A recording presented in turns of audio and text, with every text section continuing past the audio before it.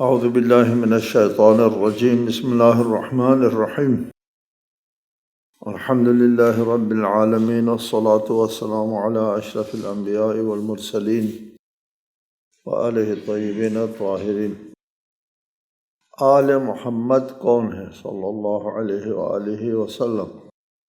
اس سلسلے میں ہماری گفتگو جاری ہے کہ 3 مصادر ہیں آل محمد کے تعیین کے لیے۔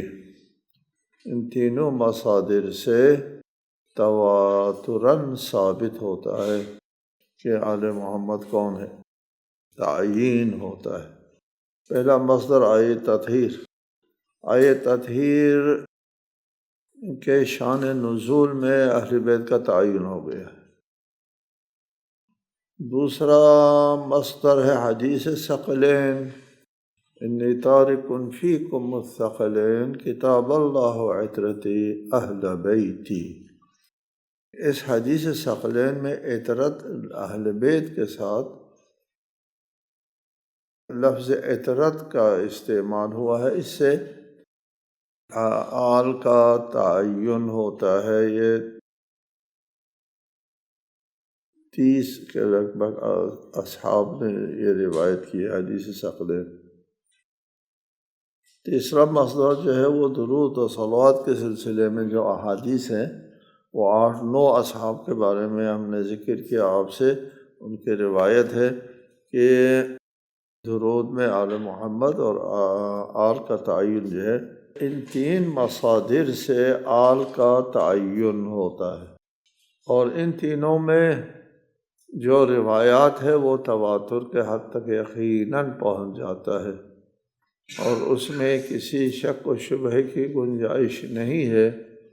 وہی لوگ اس میں شک کر سکتے ہیں جو رسول کے اوپر ایمان نہیں ہے، وہ اپنے ذات کے اوپر ایمان ہے، رسول کے رسالت پر ایمان نہیں ہے، ورنہ ان 3 مصادر میں سے صرف ایک مصدر سے تواتراً ثابت ہوتا ہے۔ اب تینوں ملاتے ہیں تو یقیناً تواتر سے ثابت ہوتا ہے۔ پہلے بتایا جب حدیث متواتر ہو جاتی ہے تو قطعی الصدور ہوتا ہے، یقین حاصل ہوتا ہے کہ رسالت آپ صلی اللہ علیہ وآلہ وسلم نے فرمایا۔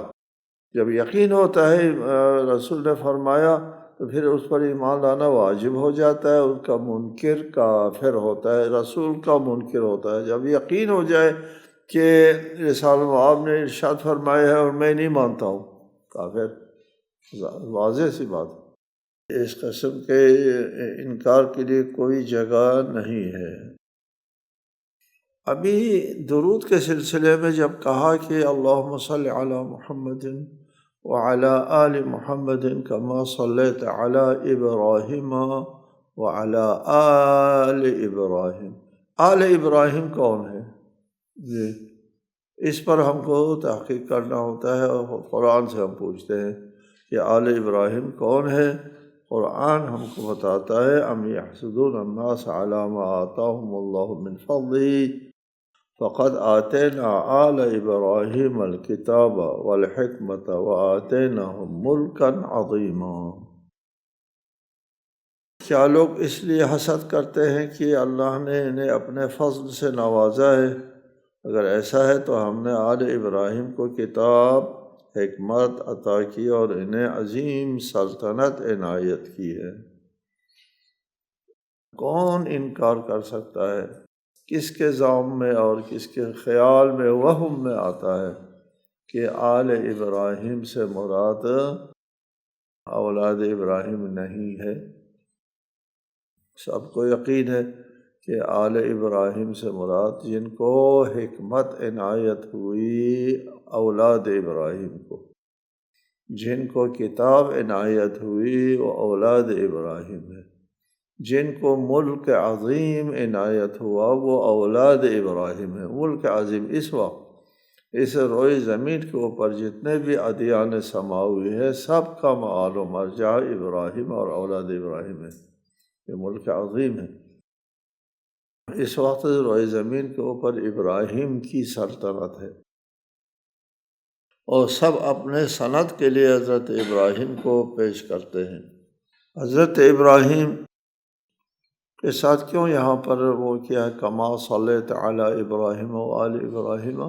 معلوم ہے کہ حضرت ابراہیم ابو الانبیاء ہے، ان کو سبقت حاصل ہے، اور اس وجہ سے اور اس کو سب لوگ مانتے ہیں، ان کو حضرت ابراہیم کو سب لوگ مانتے ہیں، اس لیے کما صلیت علی ابراہیم و آل ابراہیم۔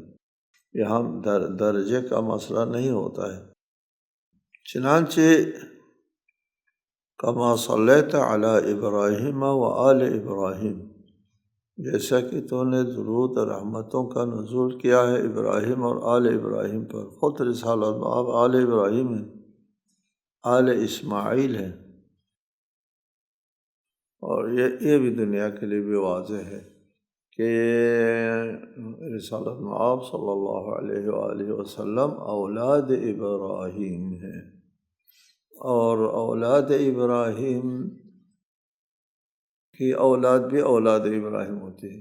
آل محمد اولاد ابراہیم ہے، آل محمد بھی اولاد ابراہیم ہو جاتے ہیں جی، اور اس حوالے سے بھی یہ اولاد ابراہیم ہیں جی، اور آل محمد بھی ہیں، آل ابراہیم بھی ہیں۔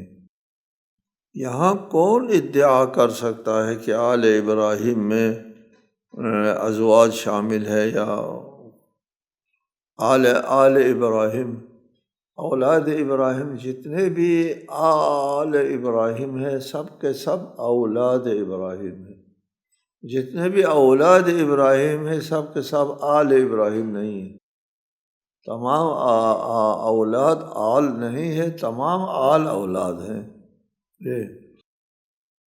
جیسا کہ آیت سے ظاہر ہے لا تنالوا عہد الظالمین سے۔ یہاں پر ایک سعی ہوتی ہے، ایک کوشش ہوتی ہے، یہ آل محمد کے جو مخالفین ہیں جن کے ذہنوں میں آل محمد سے عناد ہے، دشمنی ہے، ان کی طرف سے ایک کوشش ہوتی ہے کہ ایک روایت گھڑ دی ہے۔ رسالت میں آپ صلی اللہ علیہ وآلہ وسلم سے پوچھا آل کون ہے، تو کہتے ہیں آپ نے فرمایا ہے کل تقی، ہر پرہیزگار آل ہے۔ دوسری روایت بنائی ہے، اس میں پوچھا گیا تو فرمایا آل جو ہے وہ کل مؤمن تقی جی،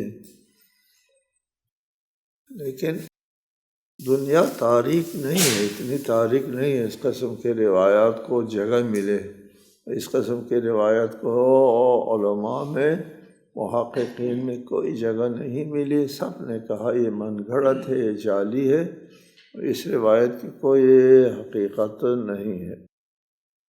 یہاں سے بات واضح ہے کہ آل ابراہیم کو حکمت عنایت ہوئی، کتاب عنایت ہوئی، اور ملک عظیم عنایت ہوا، وہ اولاد ابراہیم ہے، اور یہ اولاد ابراہیم سے باہر نہیں ہے۔ یہاں پہ ایک اور یہ کوشش کی جاتی ہے کہ آل سے مراد وہ ہر مسلمان اسلام کے ماننے والے جو ہے وہ سب آل میں شامل ہیں۔ دلیل یہ پیش کرتے ہیں کہ سب آل میں شامل ہے، کیا دلیل ہے؟ کہتے ہیں دلیل یہ ہے کہ آل فرعون کہا ہے فرعون کے ماننے والوں کو، فرعون کے ماننے والوں کو آل فرعون کہا ہے، لہٰذا یہاں بھی رسول اللہ صلی اللہ علیہ وآلہ وسلم کو ماننے والوں کو آل محمد کہیں گے جی، سبحان اللہ۔ ہم یہ سوال کرتے ہیں کہ آپ لوگوں کا ذہن فرعون کی طرف کیوں جاتا ہے؟ رسالت میں آپ نے فرمایا آل ابراہیم کی طرف جو ہے نسبت دی تھی، اور انبیاء میں تلاش کرنا چاہیے، اولاد انبیاء میں تلاش کرنا چاہیے آل، اور فرعون اور طاغوتوں اور نمرودوں کی طرف آپ کا ذہن کیوں جاتا ہے؟ یہاں پر یہ روایت جو ہے وہ ثابت ہے، اللہم صلی علی محمد وعلی آل محمد کما صلیت علی ابراہیم وآل ابراہیم، رسول اللہ یہ کہتے ہیں آل فرعون۔ یہ تعجب کا مقام نہیں ہے، ذہنیت کا مقام، ذہنیت، ان کی ذہنیت جو ہے ان کو لے جاتی ہے فراعنہ کی طرف، ورنہ سلسلہ انبیاء میں رہ کر بات کرنا چاہیے۔ یہاں اور باتیں ہیں کہ آل اور اہل بیت کے بارے میں لوگوں کی تعویل، اور آل کو اولاد رسول سے نکال کر ادھر ادھر لے جانے کی کوشش بہت کی جاتی ہے۔ اگر آپ اس سلسلے میں تحقیق کریں گے اور کتابوں کا مطالعہ کریں گے، اور آپ کو بڑا تعجب ہوگا، بہت تعجب ہوگا کہ لوگوں کے دلوں میں کتنی عداوت جو ہے وہ راسخ ہے، کتنی عداوت راسخ ہے کہ آل کو اولاد رسول سے نکال کر ادھر ادھر لے جانے میں بہت دلچسپی ہے۔ البتہ ایسا نہیں کہ 100% لوگوں کی یہ کوشش ہے، یہاں کچھ لوگ پاک طینت، پاک فطرت لوگ بھی ہیں۔ علماء مسلمین میں ان لوگوں نے صحیح موقف اختیار کیا اور اس موقف پر دلیل بھی پیش کی قرآن و سنت سے۔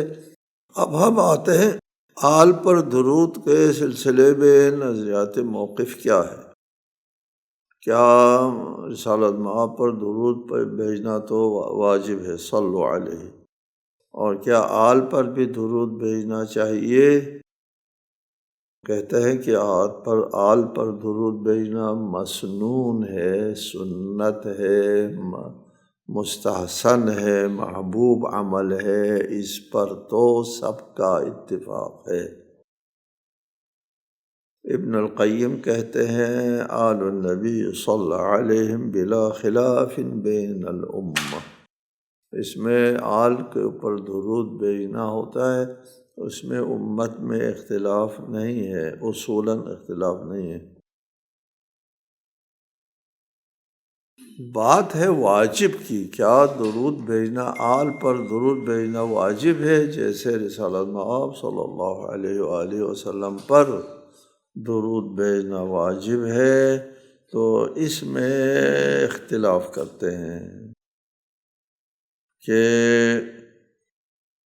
مثلا بیہقی اور دارقطنی نے ابو مسعود انصاری سے رفعاً و وقفاً روایت کی ہے کہ رسول اللہ صلی اللہ علیہ وآلہ وسلم نے فرمایا من صلی صلاة لم يصلی فیہا علی اہل بیتی لم تقبل منہ، جو درود بھیجے اور اس میں میرے اہل بیت کے اوپر درود نہ ہو تو اس کے درود جو ہے وہ قابل قبول مسترد ہے۔ درود بھیجنا تو مکمل بھیجے۔ الاقتصار علی الصلاة، یہاں پر الحسن الحسین ایک کتاب ہے مشہور و معروف سیرت کی، اس میں آیا ہے الاقتصار علی الصلاة علیہ صلی اللہ علیہ وآلہ وسلم لا اعلم ورد فی حدیث مرفوع الا فی سنن النساء فی آخر دعاء القنوت۔ دو روایات میں کی طرف رجوع کرو تو کوئی ایسی روایت ہم کو نہیں ملتی جو صرف رسول اللہ صلی اللہ علیہ وآلہ وسلم پر درود ہو اور آل پر درود نہ ہو، نہیں ملتی۔ صرف ایک روایت ملتی ہے جو سنن نسائی میں ہے، آخر دعاء القنوت میں قال فیہ فصلی اللہ علی النبی ولم یقل فیہ وآلہ۔ یہاں پر ایک روایت ہے، اس میں آل کا ذکر نہیں، وآلہ نہیں ہے، ایک کی روایت میں۔ وفی سائر صفت الصلاۃ علیہ العطف بالآل، باقی تمام روایتوں میں آل کا ذکر ہے۔ جب رسول اللہ صلی اللہ علیہ وآلہ وسلم پر درود بھیجنے کا ذکر آتا ہے تو آل کا بھی ذکر آتا ہے، صرف ایک روایت، صرف ایک۔ اس ایک کے بارے میں ابن حجر کہتے ہیں کہ یہاں اس ایک میں راوی سے رہ گیا ہے، تمام روایات میں ہے اور صرف ایک روایت میں نہیں ہے۔ اس کا مطلب یہ ہے یہاں راوی سے بات رہ گئی ہے۔ یہاں تک ہم بات کر رہے تھے اصولی موقف، روایات اور احادیث کی روشنی میں آل پر درود اور آل کا تعین۔ اب ہم آتے ہیں عملی موقف کی طرف۔ یہ عملاً لوگ کیا کرتے ہیں؟ عملاً یہ ہے کہ جب یہ نوبت آتی ہے روایات ذکر کرنے کا تو وہاں پر ذکر کرنا پڑتا ہے روایات کا۔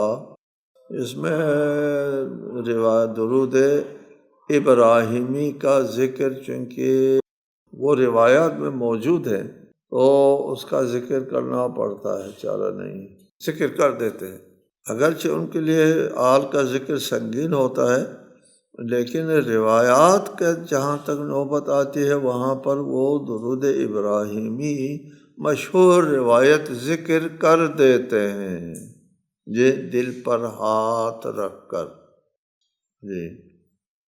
لیکن خود یہ روایت کے نقل کی بات کرتا ہوں، نقل روایات کے لیے وہ دل پر ہاتھ رکھ کر، صبر کر کے، تحمل کر کے اس روایت کو نقل کرتے، وعلی آل محمد کما صلیت علی ابراہیم وعلی آل ابراہیم لکھ دیتے ہیں۔ لیکن جب خود عمل کرنے کا موقع آتا ہے جی تو صلی اللہ علیہ وسلم، آپ ہمیشہ سنتے ہیں جی صلی اللہ علیہ وسلم کہتے ہیں، صلی اللہ علیہ وسلم۔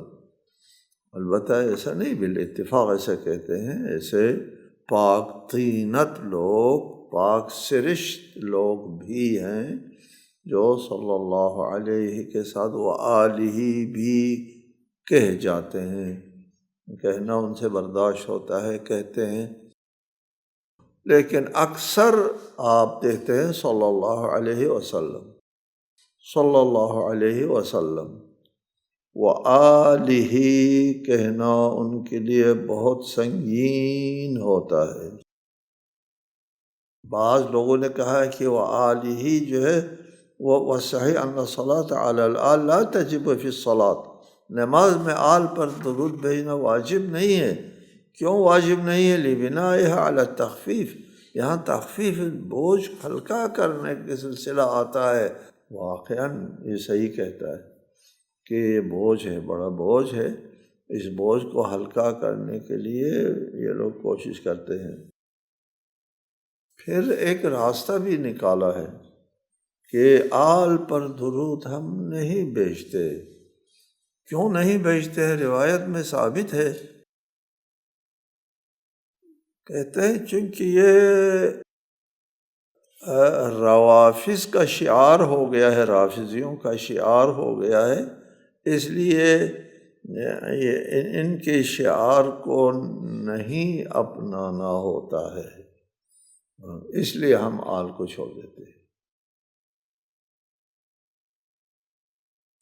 اگر آپ کو یقین آتا ہے یہ بات ہے، قابل یقین نہیں ہے، باور کردنی نہیں ہے یہ بات کہ چونکہ آل کے اوپر درود بھیجنا روافظ کا شعار ہے اس لیے ہم آل کو چھوڑ دیتے ہیں۔ سبحان اللہ، آپ آل کا ذکر بھی شعار ہے، آل کے اتباع بھی شعار ہے، آل کی پیروی بھی شعار ہے، آپ سب کو چھوڑ دیں۔ جی بعض لوگ کہتے ہیں کہ رسالت مآب صلی اللہ علیہ وآلہ وسلم کے اسم مبارک کے ساتھ صلی اللہ علیہ وآلہ، اس وقت رسول کے ساتھ آلہ کہنا درست جائز ہے، جائز ہے، جائز جی۔ لیکن جہاں رسالت مآب کا نام نہیں ہے، صرف علی، فاطمہ، حسن، حسین کا نام آئے تو وہاں پر درود بھیجنا مکروہ ہے، نہیں بھیجنا چاہیے۔ بات نکل آتی ہے نا، یہ اس کو مکروہ سمجھتے ہیں۔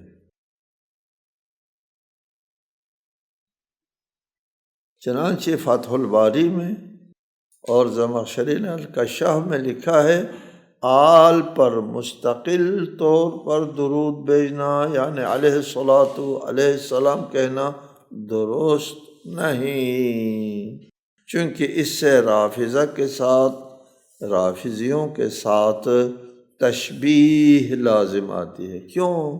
اس لیے کہ رافضی لوگ یہ کہتے ہیں ہم کو نہیں کہنا چاہیے، ہم کو آل آل کے اوپر درود بھیجنا چھوڑ دینا چاہیے۔ فخر الدین رازی اپنی تفسیر میں لکھتے ہیں، حضرت علی علیہ السلام بسم اللہ بڑے اہتمام کے ساتھ بلند آواز میں پڑھتے تھے، الجہر بسم اللہ۔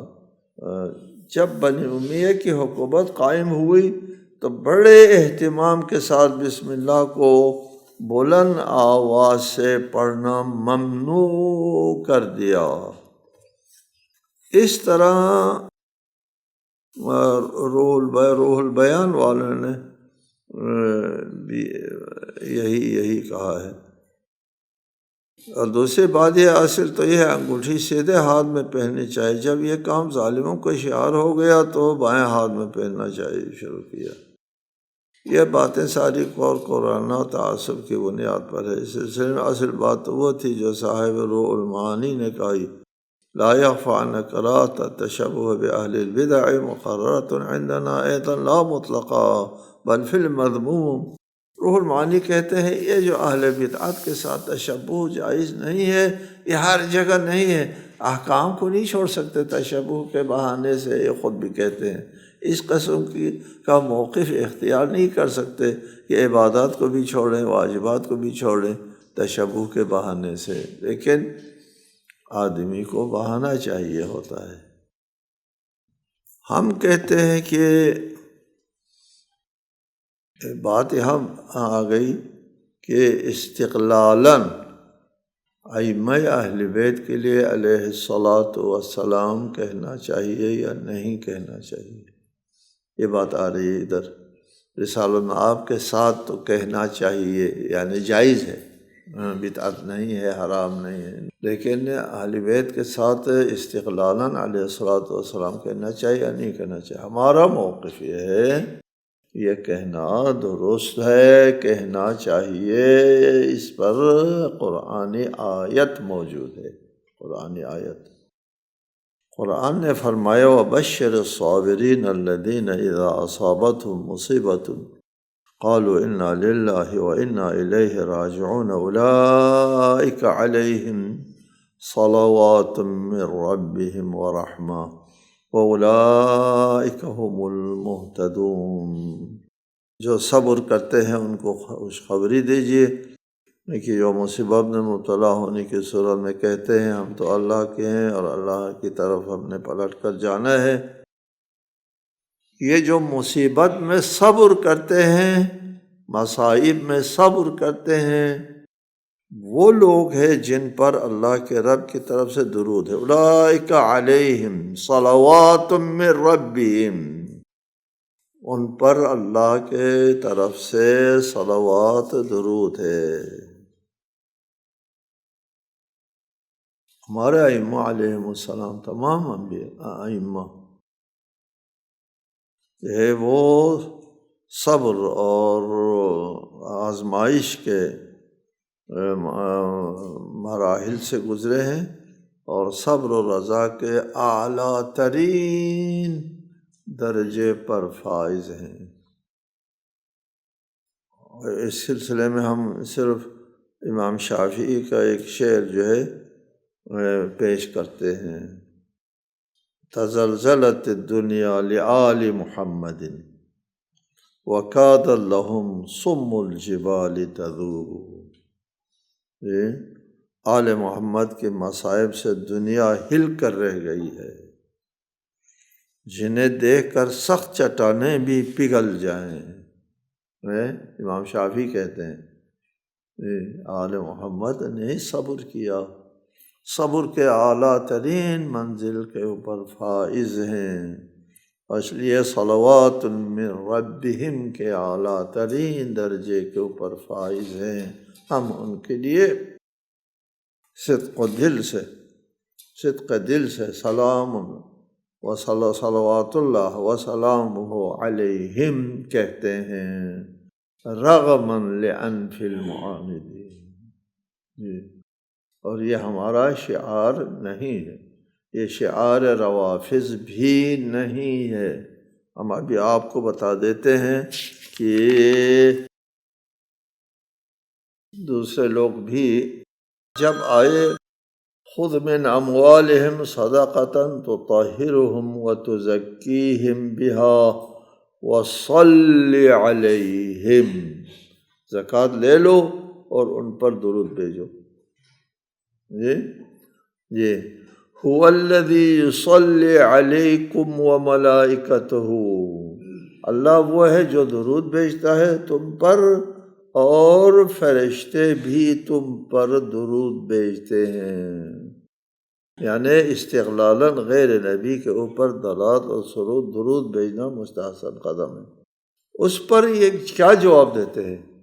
اس پر یہ جواب دیتے ہیں اللہ اور رسول کے لیے تو ایسا کرنا درست ہے، ہمارے لیے درست نہیں ہے۔ انا للہ و انا الیہ راجعون۔